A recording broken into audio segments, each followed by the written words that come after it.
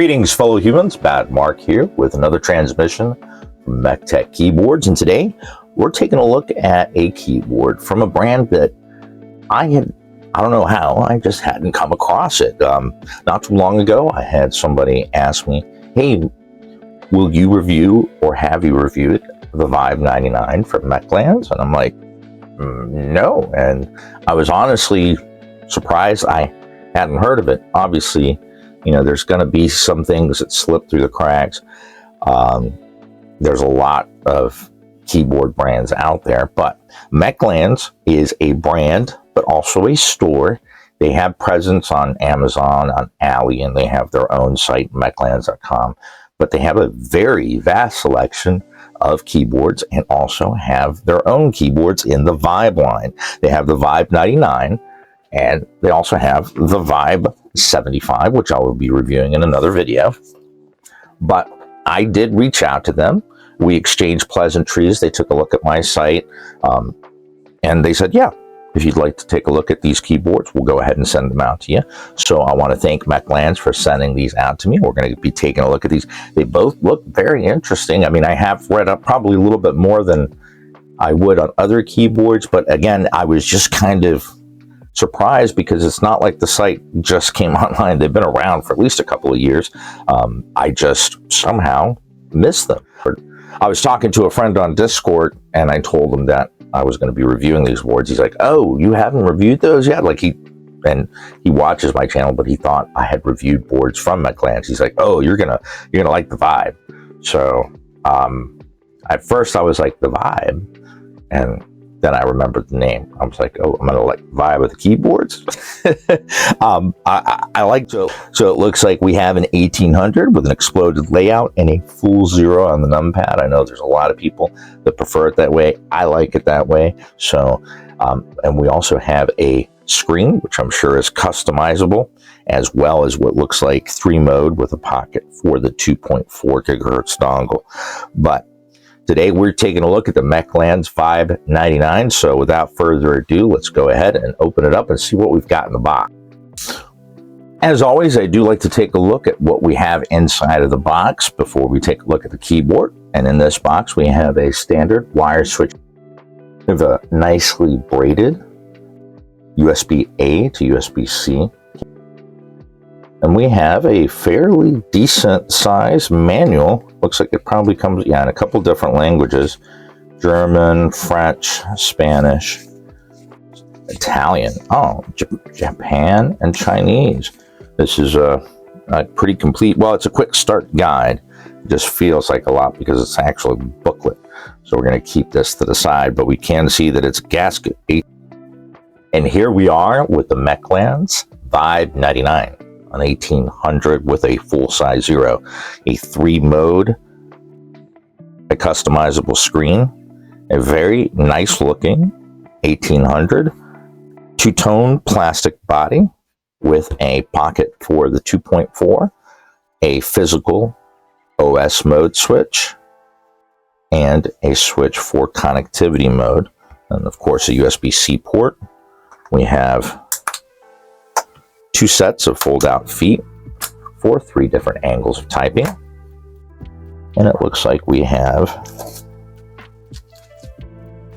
a nice aluminum badge on the bottom. Probably serves as a badge and a bit of a weight because it does feel quite substantial. Has minimal flex. It feels pretty sturdy. Let's get a quick preview of the sound profile.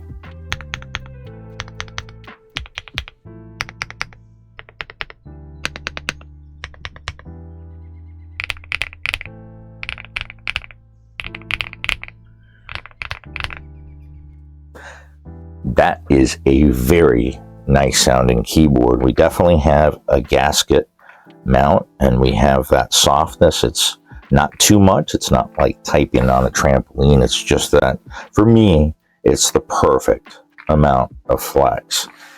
Again, I love that we have a full 0 on the numpad. This that makes me happy. Makes the geek in me happy anyway. Just so used to it. And it's just, I don't know, if it has a single zero, if it has a 1U0, I sometimes have trouble like using it without looking. I don't know why, it just throws me off. So when I have a full-size 0, it's more like the old school calculator. So my muscle memory kicks into a really long time ago. Anyway, we have this lovely dual tone body. So we have almost like an inner bezel here where the inside of the case sits, or let's say what is on top of the plate, or the upper part of the case. It looks like it could be fused. Oh no, yeah, it does look like it could be fused. I'm sure you open it from here. Now today I'm not going to do any opening of this keyboard. We will come back to it at a later time and then see what it looks like on the inside, but we're sticking stock today. Although, I mean,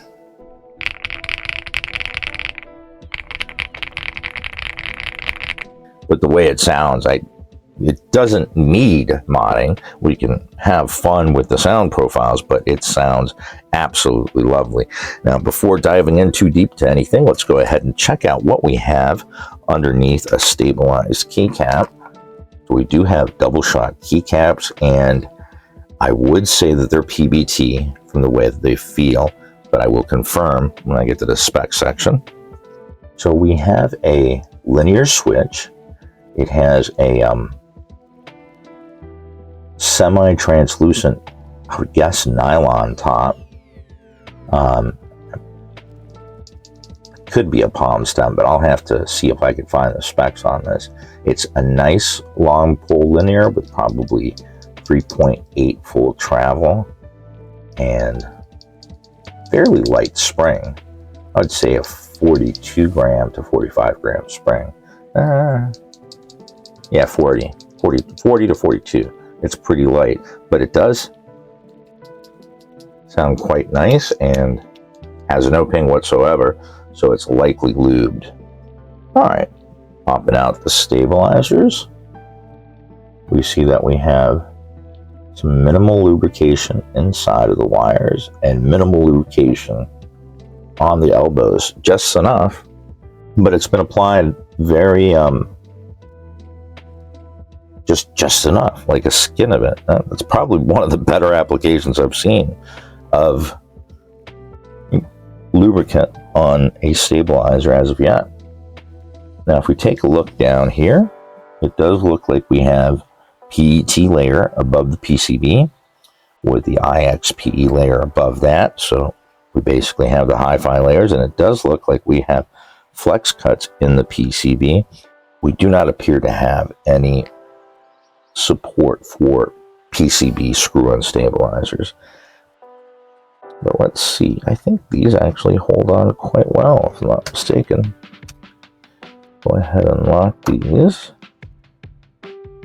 Yeah, those are some very good tolerances, so we really aren't going to be missing much because those stabilizers are quite well attached to what I believe is a polycarbonate plate. And we can see the flex. These keycaps are in the cherry profile. The stabilizers definitely are in the top 10 stock stabilizers I've heard on a keyboard. They just have just enough lubrication, and they're fitted so well that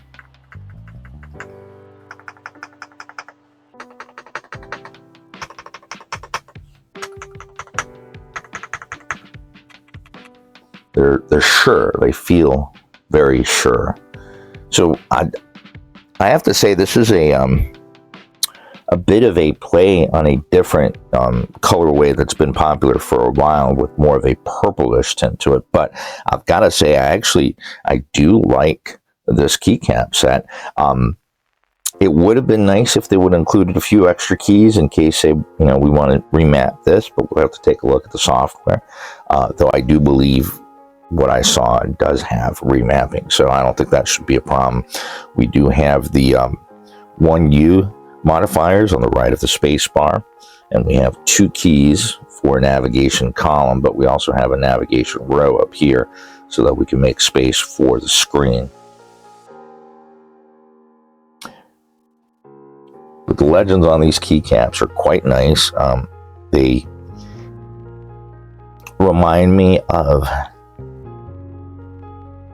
they're very similar to sets that I've seen on some other OEM keyboards that have also improved as of late.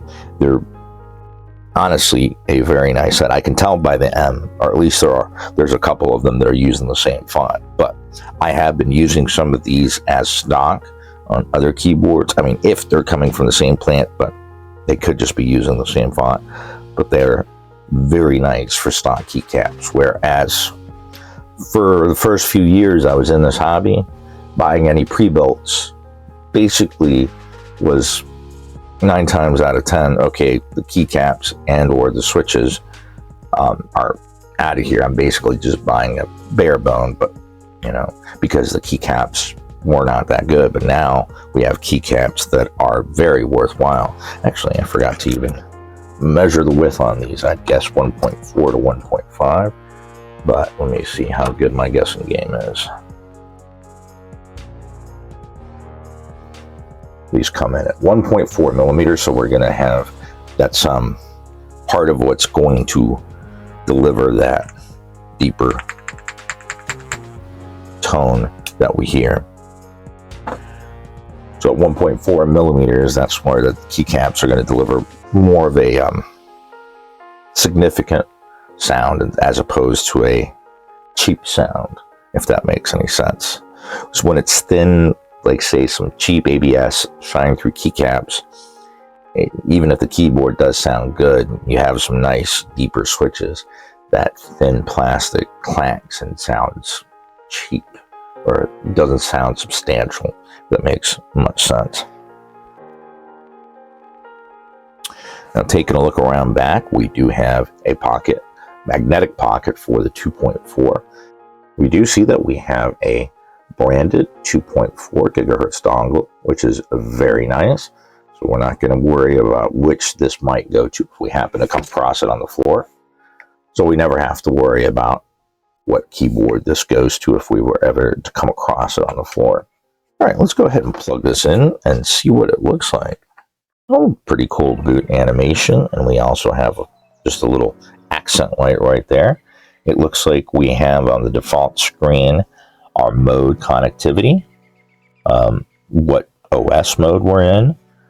We have a caps lock indicator as well as a num lock indicator. And then we have what I assume, yep, it's a Windows lock. All right, and then for the time and everything, I'm going to guess that we're going to need to plug it in, and we'll get to that here in a little bit. But we have very nice, bright RGB. That PC plate is definitely helping to just diffuse that light. These switches don't seem to be affecting much of that light escaping at all. So if you like RGB, this definitely has a very nice RGB. So the we can actually use the screen to control the FX as well as change the language and a couple of different things. But the quick manual really only just gives you the shortcuts that are in there. Doesn't show any of the control for the lights. So we're going to probably, I'm going to guess they probably have a download to a more complete manual, because that does say quick start guide. Manuals are usually PDFs, and they usually have, they're different than the quick start guide. They'll have all the functionality. So function and arrows right and left allow you to navigate through the function menu to go from the one screen, as long as you got function and left and right. And if you want to select one of these, it's function and enter. The function and enter gets you back out. And you can get to the animation, which I'm sure you could upload, and I'm sure that'll set the time as well. And then we can get to the main display screen. Just the specs. Today we're taking a look at the MechLands Vibe99, a 3-mode ABS 1800 with a customizable screen, available in both a white and a black base. It has a gasket-mounted flex-cut PC plate with plate-mounted stabilizers, a flex-cut south-facing 3 and 5-pin hot swap PCB with hi-fi layers, as well as dampening below the PCB, It is preloaded with MechLands cream mint linear switches and double-shot PBT keycaps in the cherry profile. It has a battery capacity of 4,000 milliamp hours and comes weighing in at 1,140 grams. The chin of this keyboard sits at 20 millimeters above the typing surface, while the back sits at 32 millimeters, providing for a default typing angle of 7 degrees. Flipping down the first set of foldable feet will take the back height up to 41 millimeters, changing your angle of typing to 10 degrees. Folding down the final set of fold-out feet will take the back height to 47 millimeters and your angle of typing to 13 degrees. The MSRP for this keyboard is $82.99 on MechLands.com. Links below. So all in all, we have a very decent 1800 keyboard here. It has connectivity, it has a screen, it has nice keycaps, it has a nice build, it has nice switches. It really is the whole package. But let's take a look at the software and see what it will let us do. So we go to MechLands and go to the download section, search for Vibe99, and you'll have a link to the driver. Once it's downloaded, we can go ahead and open it up and install. It's a pretty standard installation process. Once we open it up, we come to the main control screen where it shows we can change the top layer and we can change the function layer. And on the function layer, we can make either momentary or toggle, which basically gives us another layer. Momentary being, just pressing real quick, and toggling meaning holding down and using as a combination. So we see that we have the functionality to remap. Like I said, this layout for me works perfectly. I have access to all the keys that I need, but then you can also set up different configurations. We have a very basic macro editor, which this software is quite similar to, I'd say it's probably one of the more popular ones used amongst keyboard manufacturers. But for the macro editing, you have the very basic start, stop, then you can edit, you can move the keys up and down, change their delay, change the action that's actually done step by step, and you can map it to key combination or function layers. Then for the lighting mode, it shows that we can select from all the existing effects, or we can select a static color. I'm usually one to select a color that kind of matches with the keycaps, so that it's more of a highlight or an accent. We then come to the section with the screen. So here I'm going to go ahead and load up. I don't have too many of these portrait GIFs, though I should probably download some more. This one actually reminds me of the Nexus phone boot logo. I go ahead and hit time sync and see this. The time has synced. It is military time. There is no option for AM or PM. And one thing that I wanted to do real quick that I know that I can do on this one is actually export the boot animation that already comes on there. And I'm going to call it MechLands. But then I'm going to go back to the Nexus one, and I'm going to go ahead and upload it to the keyboard. I like the fact that the percentage that is shown here on the screen is also reflected on the keyboard itself. Once the upload completes, I can see that it's on the screen. It automatically goes to that screen. It actually looks pretty good on here. For user lighting, this is where you can add your own. For user lighting, here's where you can set up your own per key RGB setup as you'd like. You could select one or many keys using the select tool, and you can change the colors using the palette below. There's also the real-time lighting allows you to create light effects. And then we come to the about screen or the settings screen. You can select your language, you can select whether you want it to auto start, your key response time, how long before it goes to sleep. And you can obviously reset the settings or factory reset the keyboard. So we see that we have a very standard software that is common among the numerous manufacturers. I've seen the software. I know it inside out. It's basically just skinned for MechLands, but I know how to use it. It's pretty simple. It has the ability to do remapping. I'm going to assume that probably the 75% that I'm going to be taking a look at them, which is obviously a little bit more important since we're missing more keys as far as mapping combinations and everything. But it's still, in my opinion, very full-fledged. Is it QMK Via? No, it's not, but it is pretty complete.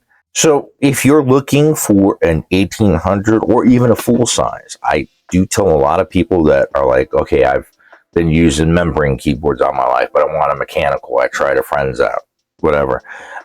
And they say, I want a full size. I'm like, all right, there are full sizes, but there's not as many good options in full size. There are some good ones, but just there's not as much broadness, I would say, in the selection of full-size keyboards. I always try to recommend an 1800. Everyone I've recommended an 1800 to that went with an 1800 has always thanked me, whether immediately or after a little while, saying, hey, I got a little bit more space on my desktop, and I'm actually just fine with this keyboard, even though I thought I'd miss this or that, or whatever. Particularly, if they have print screen, all right, map it to end, or map it to F12 because you don't use it, whatever. They can do that. I mean, obviously you already have some of the keys mapped over here, and yes, there is a manual download. I did not download it, but I'm going to assume that one actually has all the shortcuts for how to use the screen. But at least I went over, the basic functionality, using the function, the enter, the function, the arrow keys. I got to say, this is a decent keyboard for a lot of people. This would be a great entrance into the keyboard hobby because it's a solid keyboard that they're not going to have to, it's not going to be like, all right, well, if you want it to sound good, you're going to have to mod it. No, it sounds great out of the box. It feels nice to type on. It definitely, I like that the standard default typing angle is 7 degrees. Anywhere between 5 and 8 is usually good for me, but 7 is kind of my sweet spot. So I've already got, and it's a perfect height for me. 20 millimeters is about the right height where I'm going to be comfortable using it. So I'm looking forward to putting this keyboard in my daily rotation. Every time I put one in, I have to find one to take out because I can only have so many in rotation. So that's usually the hardest part. But I think I will enjoy using this keyboard. And even though it doesn't have a knob, I'm usually a knob guy, but I mean, I'll probably just map these to volume up, volume down. And I could probably just, I bet these are already mapped. Mute. I'll just use these. F11 is volume down, F12 volume up, and F10 is mute. So there's the difference between a toggle and a tap, or momentary. They call it momentary. Tap, QMK Via.